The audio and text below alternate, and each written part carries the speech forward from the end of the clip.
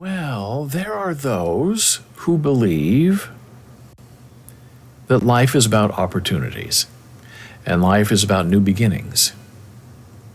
And I respectfully argue that life is really about saying goodbye. Because no matter what you do in your life, you are going to have to say goodbye. If you're lucky. And so you should enjoy that process of saying goodbye if you are lucky enough to enjoy that process. Now, some people say, oh, no. Life is about new things, starting things. Never look back, move forward. All that's true. My point is that saying goodbye is an important thing that a lot of people are terrified of doing. They don't want to have the goodbye conversation. But that's what makes us human, that fear of goodbye.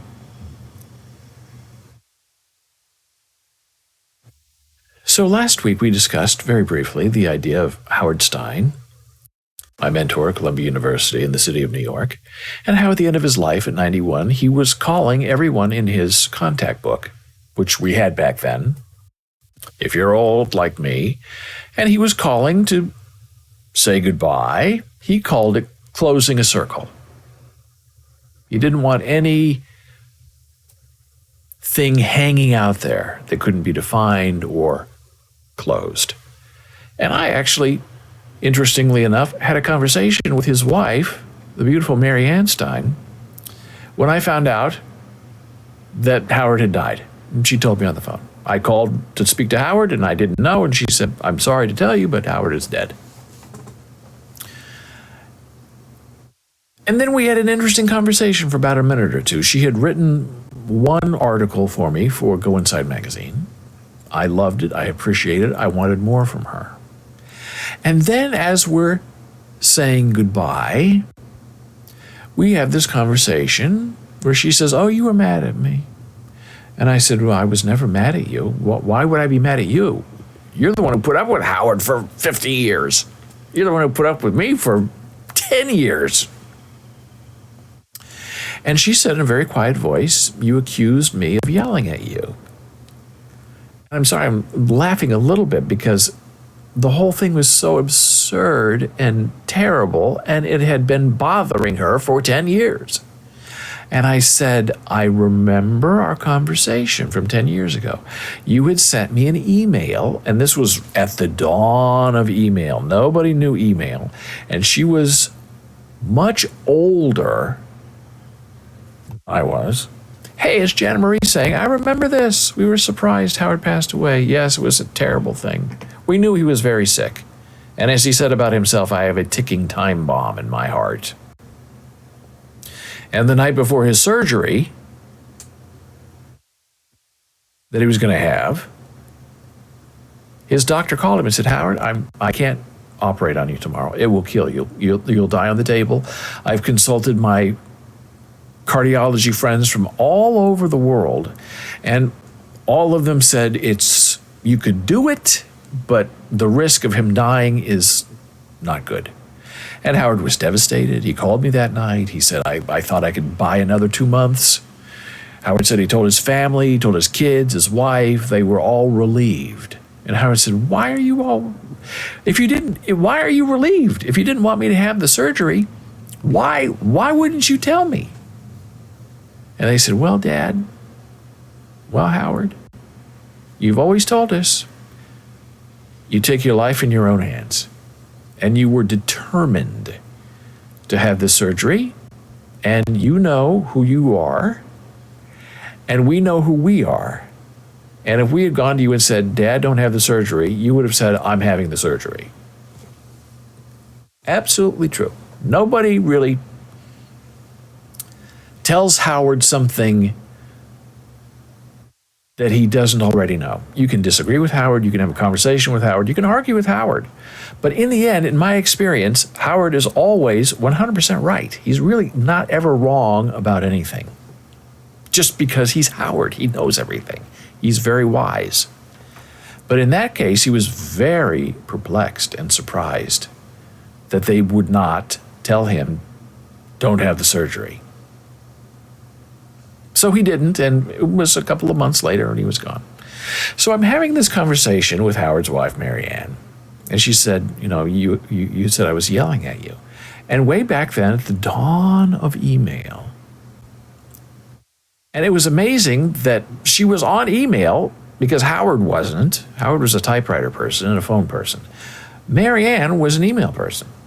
And she had sent me this, thank you so much for publishing my poem, and I'll have more for you soon. And she had typed it in all caps. Okay. And so I thought that I was helping her by saying, hey, Marianne, wonderful, thank you for the poem. It's funny, I love it.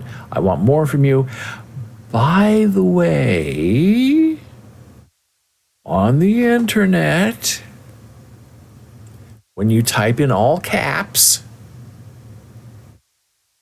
it means you're yelling at someone.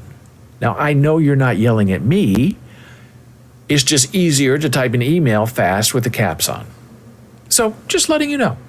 She never replied, never really spoke to me again after I sent her that reply. Now, when you call Howard, she's the one who answers the phone. Hi, it's David Boles calling for Howard. One moment, please. Every time.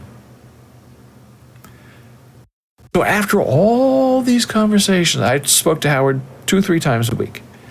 After all of those one moment, please. After all of that, 3,000 times over 10 years,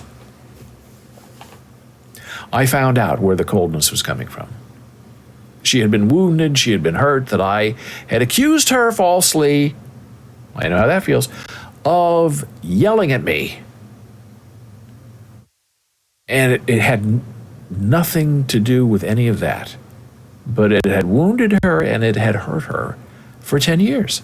And I'm just so grateful that in that very last conversation, we have never spoken again, that she told me how she was feeling. So I could correct the record and tell her repeatedly how much I appreciated her, how I loved her writing, and I was in no way saying that you were yelling at me. I thought I was being helpful, and I was being hurtful, and I'm sorry about that. And then I said, so what are you going to do? Are you going to stay at a beautiful, beautiful apartment in Stamford? It was huge. You walked into the apartment, and this way, we walked into the apartment in the living room. Their kitchen was right there. This whole side of their 2-bedroom apartment, huge, was their bathroom and their bedroom, long hallway. And then you go this side, long hallway, another bathroom, and another beautiful room that was like Howard's office and where guests would stay. So they had this sort of shotgun apartment that was divided into 2 completely separate living spaces. Genius. I loved their apartment. And she said, oh, no, I'm not staying here. It's too big. I don't want to clean it, live here by myself alone. She said, no, I'm moving to an old fogey home. Now, that's funny, calling herself an old fogey, and she was a year or 2 younger than Howard, I think. Now, that's funny. That's a sense of humor. So, Mary Ann came from the war. That's where Howard met her. They were coming back on the ship together, and he saw her, and she was married, but she had lost her husband because of Hitler, and he proposed to her right there. And the thing with Mary Ann Stein is if you were doing a play, and Howard was coming, Mary Ann was coming, if you had a gunshot in your play, she would not attend because it triggered her. We didn't know what triggers meant back then. She just said, if there is a gunshot in a play, I'm not going, because it brings me back to the war. So we all knew Mary Ann. She's funny, she's beautiful, charming. Who knew for 10 years that she had had her feelings hurt that she thought that I accused her of doing the wrong thing. But we cleaned it up. And then once I told her, I could hear the relief in her voice, that she was very happy to know that she was yelling at me. But she wasn't yelling at me. She was using all caps. But if you don't know Marianne, this is the first time you're emailing her and she all caps you. I thought she'd want to know that it means you're being yelled at. She didn't want to know. Okay, lesson learned, I now know. Be careful. So, in a way, we said goodbye. And it wasn't, we'll see you again. There are people who are hung up. They don't want to say goodbye. Hey, goodbye. No, we don't say goodbye. We say farewell. We say, I'll see you again soon. And while all that may be true and perfunctory, there is the danger in that you may never see them again. Now, there are some circumstances where you don't ever want to see another person again, and you don't want to say goodbye. You don't want to have that moment of connection because it's not important. There are some circles that are meant to remain open. There are some wounds that are open and never meant to heal. But generally speaking, having a moment with someone, and over my life I've tried to have these moments, sort of inspired by Howard Stein, but even before I knew Howard, or what I knew I was doing, is to have a moment of talking to someone and saying goodbye. Now, it doesn't have to be dramatic. Sometimes it is dramatic, and sometimes it's too late. A friend is sick, mentally ill, someone has COVID, cancer, another disease. You go in there. Every time you see them, you should have a moment with them to say goodbye, because who knows if you'll ever see them again. And if you take that idea to the next level, every interaction you have with a person that you sort of know or care about should be a heartfelt moment of closure and saying goodbye. Because you don't want to leave on a bad note. You don't want to leave things open. You want to have things that you can say and share and that have meaning. So I find great value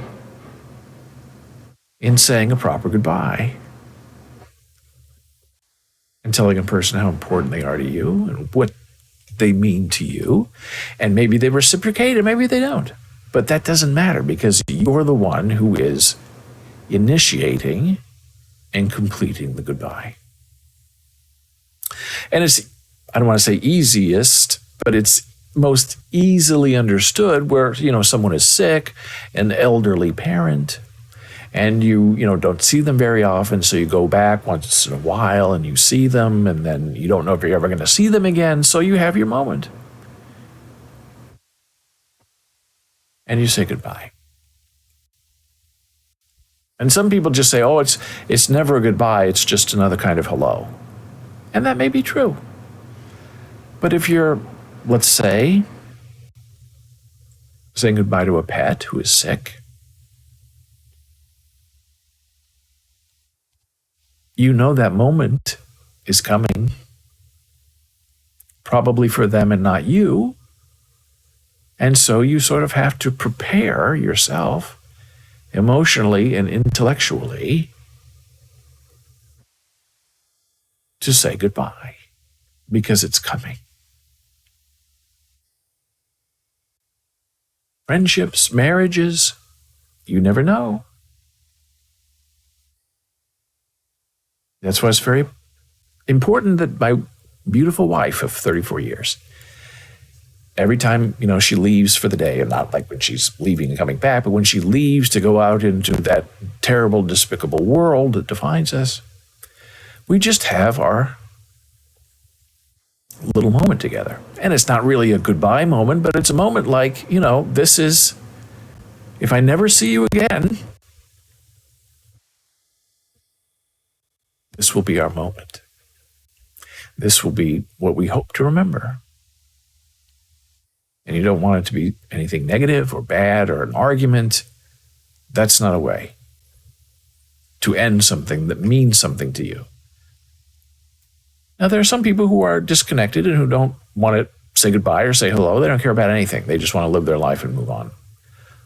Other people want the opportunity to have this moment with you every time they see you because they have some kind of bone to pick with you, or they want to torture you, or they want to be mean to you, or they want to call up previous trauma. That's not what I'm talking about. I'm talking about the everyday eventuality of knowing that you're going to have very difficult goodbyes in your life. And they can be painful. And sometimes they're joyous because you know the other person is suffering. And so you have to let them go. So we're always going to have to say goodbye, whether we like it or not. And sometimes it's really important to teach our friends and our kids the meaning of goodbye. Not to scare them, not to trigger them, not to put them out, but just to prepare them for the inevitabilities of life to come. So life is about beginnings, but for me, life is always more about closing the circle. Life is more about endings. Because in a regular life, we're going to have a lot more endings than we have beginnings. And now it's time for our next break of the day. I will see you in a moment.